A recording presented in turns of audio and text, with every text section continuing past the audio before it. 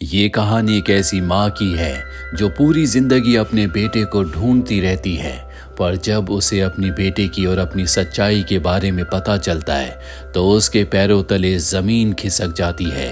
Bollywood silver screen presenting एंसन डीज। कहानी की शुरुआत कनाडा से होती है, जहां पर हमें जीन और उसके जुड़वा भाई सिमोन को दिखाया जाता है।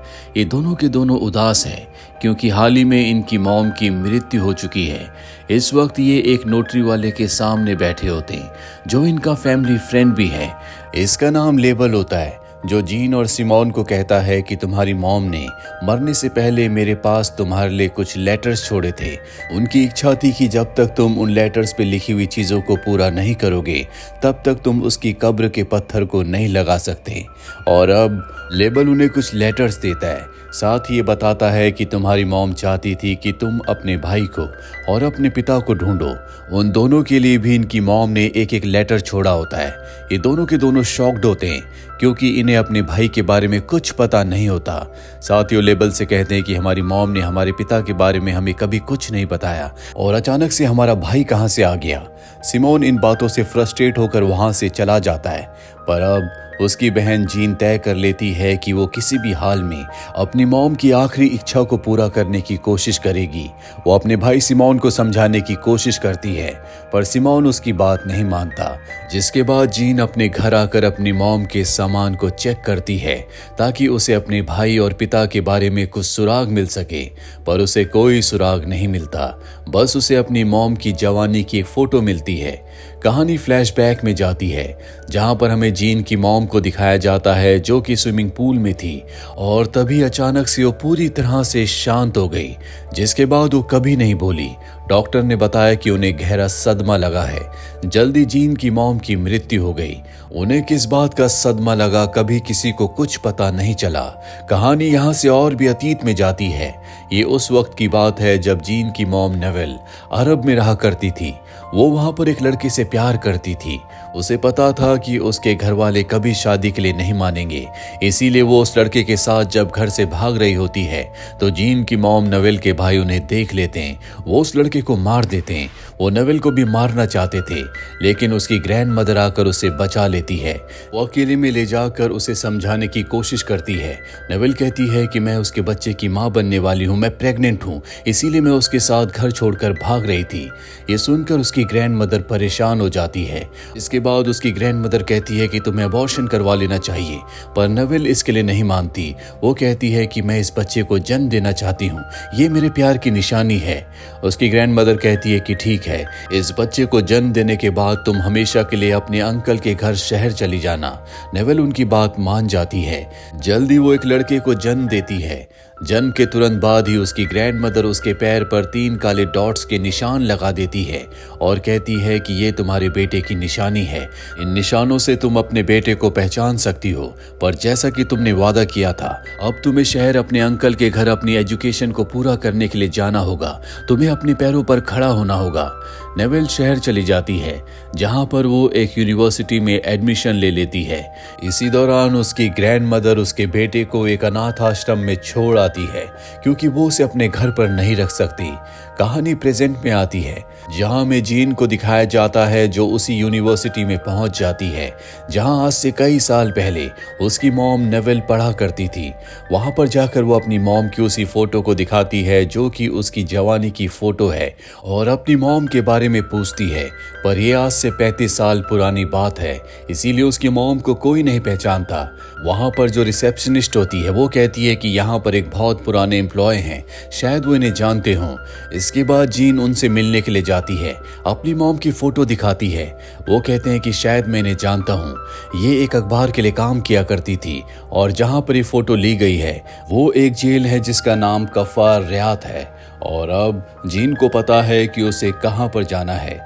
कहानी एक बार फिर से अतीत में जाती है, जहां में नेवेल को दिखाया जाता है जब वो कॉलेज में पढ़ रही थी तभी सिविल वॉर शुरू हो गया जो कि मुस्लिम्स और क्रिश्चियंस के बीच में था।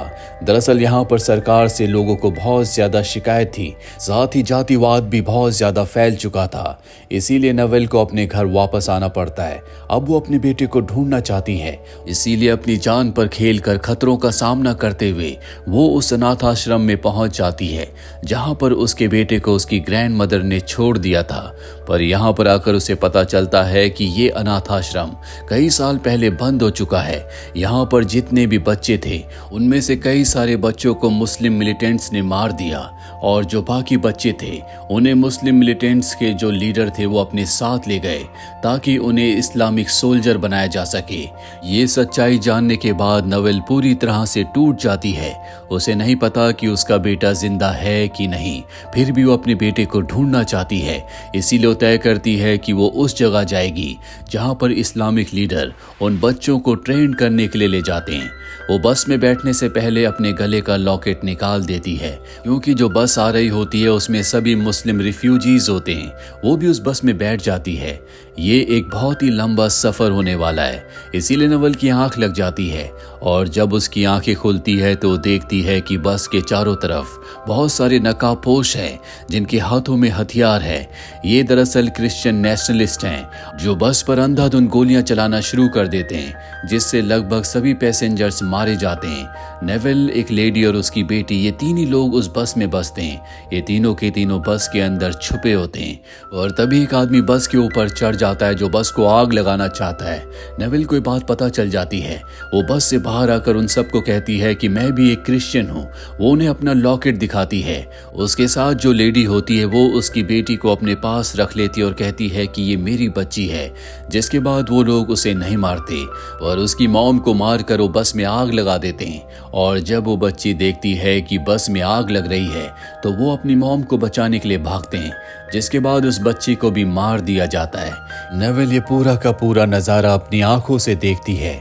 इंसानियत के ऊपर से उसका विश्वास पूरी तरह से उठ चुका है। कहानी वापस प्रेजेंट में आती है जहां पर हमें जीन को दिखाया जाता है जो अपनी मॉम के गांव आई है और यहाँ पर रहने वाले लोग सिर्फ अरेबिक बोलते हैं, उन्हें इंग्लिश नहीं आती, इसीलिए जीन उनसे बात नहीं कर पाती।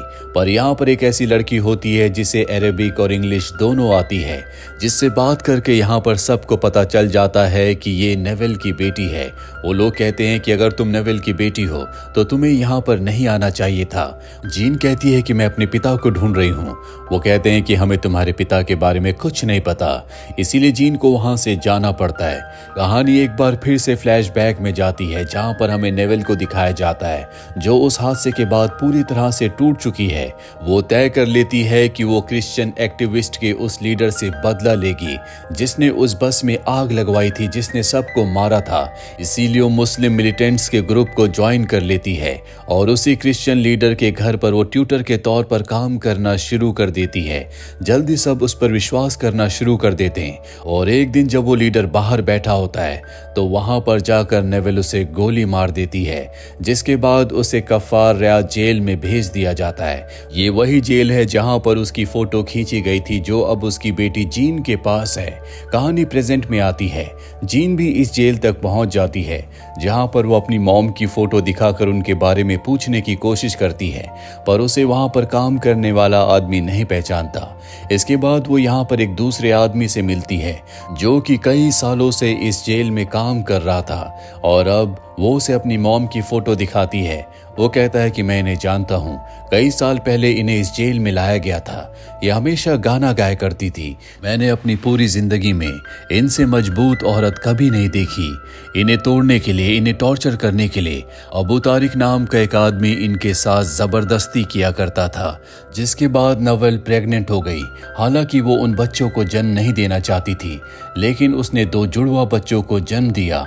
ये सारी बातें सुनकर जीन पूरी तरह से टूट जाती है। वो आदमी जीन को उस नर्स का एड्रेस भी देता है जिसने नेविल की डिलीवरी की थी और अब जीन अपने भाई को कॉल करके यहाँ पर बुला लेती है। वो अपनी मॉम की पूरी कहानी उसे बताती है, जिसके बाद ये दोनों के दोनों उस नर्स से मिलने के लिए जाते हैं जो इन्हें बताती है कि मैंने ही तुम्हारी मॉम की डिलीवरी करवाई थी। मुझे यकीन नहीं होता कि तुम दोनों मेरे सामने हो। तुम्हारे पिता का नाम अबू तारिक है। ये जानकर ये दोनों के दोनों बहुत गहरे सदमे में आ जाते हैं क्योंकि वो एक बुरा इंसान होता है। पर अब इनके सामने सबसे बड़ा सवाल ये होता है कि इनका भाई कौन है। इसीलिए दोनों उसके बारे में इन्वेस्टिगेशन करना शुरू कर देते हैं। इन्हें पता चलता है कि जब उसे अनाथ आश्रम में लाया गया था तो उसका नाम निहाद रखा गया था, जिसके बाद उसे मिलिटेंट ग्रुप वाले अपने साथ ले गए। उसे एक सोल्जर बनाया गया। इसके बाद उसका क्या हुआ किसी को कुछ पता नहीं चला। ये अबू तारिक के बारे में भी पूछते हैं। वो बताते हैं कि इस तरह के लोग अक्सर अपना नाम बदल लेते हैं या विदेश भाग जाते हैं। इसीलिए अबू तारिक के बारे में भी इन्हें कोई इन्फॉर्मेशन नहीं मिलती, जो कि इनके बायोलॉजिकल पिता है जिसने इनकी मॉम के साथ जबरदस्ती की थी। लेकिन अब ये किसी भी कीमत पर अपने भाई को ढूंढना चाहते हैं। ये बहुत कोशिश करते हैं लेकिन इन्हें अपने भाई के बारे में कुछ पता नहीं चलता। कहानी एक बार फिर से फ्लैशबैक में जाती है जहां पर नेविल को दिखाया जाता है जिसे जेल से रिहा कर दिया जाता है। उसके पास मुस्लिम ग्रुप का लीडर आता है जिनके लिए उसने क्रिश्चियन एक्टिविस्ट लीडर को मारा था। वो कहता है कि तुमने हमारा नाम नहीं बताया, तुम्हारे दोनों बच्चे हमारे पास पूरी तरह से सेफ हैं, तुम उन्हें लेकर कनाडा चली जाओ जहां पर तुम्हें लेबल नाम का एक आदमी मिलेगा, वो तुम्हारी मदद करेगा। जिसके बाद वो हमेशा के लिए यहाँ से कनाडा चली गई। लेबल वही नोटरी वाला आदमी है जिसने जीन को और उसके भाई को उनकी मॉम के लेटर्स दिए थे। कहानी वापस प्रेजेंट में आती है जहां पर जीन के भाई सिमोन के पास दो लोग आते हैं और कहते हैं कि हमारे साथ चलो। वो उनके साथ जाता है। उसकी आंखों पर पट्टी बंधी होती है। दरअसल उसके सामने वही मुस्लिम ग्रुप का लीडर होता है जिसने उसकी मॉम को यहाँ से कनाडा भेजा था। वो कहता है कि तुम किसे ढूंढ रहे हो। वो कहता है कि मैं अबू तारिक जिसने मेरी मॉम के साथ जबरदस्ती की थी और अपने भाई निहाद को ढूंढ रहा हूँ। जिसके बाद उसे बताया जाता है कि निहाद को अनाथ आश्रम से हम ही लेकर आए थे। वो हमेशा अपनी मॉम को ढूंढता रहता था, लेकिन जब उसकी मॉम के बारे में कुछ पता नहीं चला तो उसके दिमाग पर गहरा असर हुआ। वो सबसे अच्छा स्नाइपर बना। वो एक बहुत अच्छा फाइटर था। जेल में उसे काम दिया गया जहां पर वो लोगों को टॉर्चर किया करता था। साथ ही उसका नाम भी बदलकर अबू तारिक कर दिया गया। ये सुनकर सिमोन की आंखें फटी की फटी रह जाती है। उसके पैरों तले जमीन खिसक जाती है। उसे समझ में आ जाता है कि उसका भाई उसका पिता है। दरअसल जिस वक्त में नेविल को जेल में लाया गया था उस वक्त पूरे देश में सिविल वॉर चल रहा था। इसीलिए हर कोई उस टाइम प्रेजेंट सरकार के खिलाफ था। वो उनके खिलाफ जंग लड़ रहे थे, लेकिन कोई नहीं चाहता था कि उनका नाम सामने आया। और ये भी उन्हीं में से कुछ लोग थे जो कि सिविल वॉर का हिस्सा थे, जो सरकार को गिराना चाहते थे। और अब सिमोन को पूरी सच्चाई पता चल चुकी है, जो वो अपनी सिस्टर को भी बता देता है। ये दोनों के दोनों पूरी तरह से स्तब्ध होते हैं। कहानी एक बार फिर से फ्लैशबैक में जाती है जहां पर नवेल जब एक बार स्विमिंग पूल में स्विमिंग कर रही थी तभी उसे एक आदमी के पैर दिखते हैं जिस पर 3 काले निशान होते हैं। वो समझ जाती है कि ये उसी का बेटा है, पर जब वो उसकी शक्ल देखती है तो वो अबू तारिक होता है। जिसके बाद वो पूरी तरह से शांत हो जाती है। उसके दिमाग पर गहरी चोट लगती है क्योंकि उसे समझ में आ जाता है कि उसके दोनों बच्चों का पिता उसी का बेटा है और इसी सदमे की वजह से उसकी मृत्यु हो गई थी। जीन को और सिमोन को भी एहसास है कि इनकी मॉम ने कितनी तकलीफों का सामना किया है। ये दोनों के दोनों कनाडा वापस आ जाते हैं जहां पर अबू तारिक भी रहता है।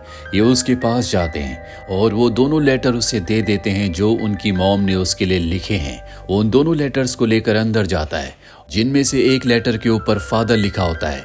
वो फादर वाले लेटर को पढ़ता है जिसमें लिखा होता है कि शायद तुम मुझे नाम से नहीं जान सकते, तुम मुझे 72 नंबर के नाम से ही पहचान सकते हो क्योंकि जेल में मेरा नंबर 72 था। तुमने मेरे साथ जबरदस्ती की थी जिस वजह से मैं प्रेग्नेंट हुई। मेरे 2 जुड़वा बच्चे हुए। जिन बच्चों ने तुम्हें लेटर दिया वो तुम्हारे ही बच्चे हैं। ये लेटर पढ़ने के बाद वो बाहर जाता है, लेकिन जीन और सिमोन वहां से जा चुके होते हैं। इसके बाद वो दूसरे लेटर को देखता है जिस पर सन लिखा होता है। वो जब उस लेटर को पढ़ता है तो उसमें लिखा होता है कि इस वक्त मैं अपने बेटे से बात कर रही हूँ, ना कि एक टॉर्चरर से जिस बेटे को मैं बहुत प्यार करती हूँ। मैं पूरी जिंदगी तुम्हें ढूंढती रही, तुम मेरे प्यार की निशानी हो। मैंने तुम्हें तुम्हारे पैरों के 3 निशानों से पहचान लिया। मुझे तुमसे कोई शिकायत नहीं, मैं अब भी तुमसे बहुत प्यार करती हूँ। तुम्हारी मॉम नेविल। इसके बाद अबू तारिक उसकी कब्र पर जाता है जहां पर अब पत्थर लग चुका है। उसकी जिंदगी में पश्चाताप के अलावा कुछ भी नहीं, और ये उसकी जिंदगी की ऐसी घटना है ना तो जिसे वो अपनी यादों से मिटा सकता है, ना ही इसका पश्चाताप कर सकता है। इसी के साथ ये फिल्म, ये कहानी यहीं पर खत्म हो जाती है। उम्मीद करते हैं कि ये कहानी आपको पसंद आई होगी।